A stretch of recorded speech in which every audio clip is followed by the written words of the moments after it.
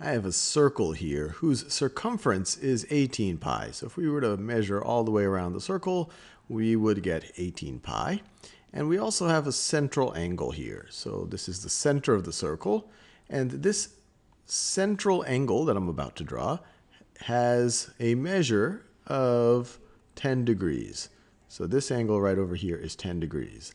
And what I'm curious about is the length of the arc that subtends that central angle. So what is the length of what I just did in magenta? And one way to think about it, or actually maybe the way to think about it, is that the ratio of this arc length to the entire circumference, let me write this down, arc length to the entire circumference should be the same as the ratio of the central angle, so of the central angle to the total number of angles if you were to go all the way around the circle. So to 360 degrees. So let's just think about that. We know the circumference is 18 pi. So we know the circumference is 18 pi. We're looking for the arc length. I'm just going to call that A. A for arc length. That's what we're going to try to solve for. We know that the central angle is 10 degrees. So you have 10 degrees over 360 degrees. Over 360. So we could simplify this by multiplying both sides by 18 pi. Multiply both sides by 18 pi. And we get that our arc length is equal to, well, 10 over 360 is the same thing as 1 over 36. So it's equal to 1 over 36 times 18 pi, which is just, so it's 18 pi over 36, which is the same thing as pi over 2.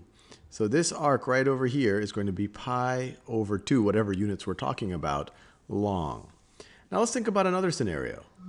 Let's imagine another, or the same circle. So it's the same circle here. Our circumference is still 18 pi. Circumference is still 18 pi. There are people having a conference behind me or something. That's why you might hear those mumbling voices. But this circumference is also 18 pi. So this is also 18 pi. But now I'm going to make the central angle, I'm going to make it an obtuse angle. So the central angle now, so let's say we were to start right over here. This is one side of the angle. I'm going to go and make a 350 degree angle. So I'm going to go all the way around like that. So this right over here is a 350 degree angle. And now I'm curious about this arc that subtends this really huge angle. So now I want to figure out this arc length. So all of this, I want to figure out this arc length, the arc that subtends this really obtuse angle right over here. Well, same exact logic. The ratio between our arc length,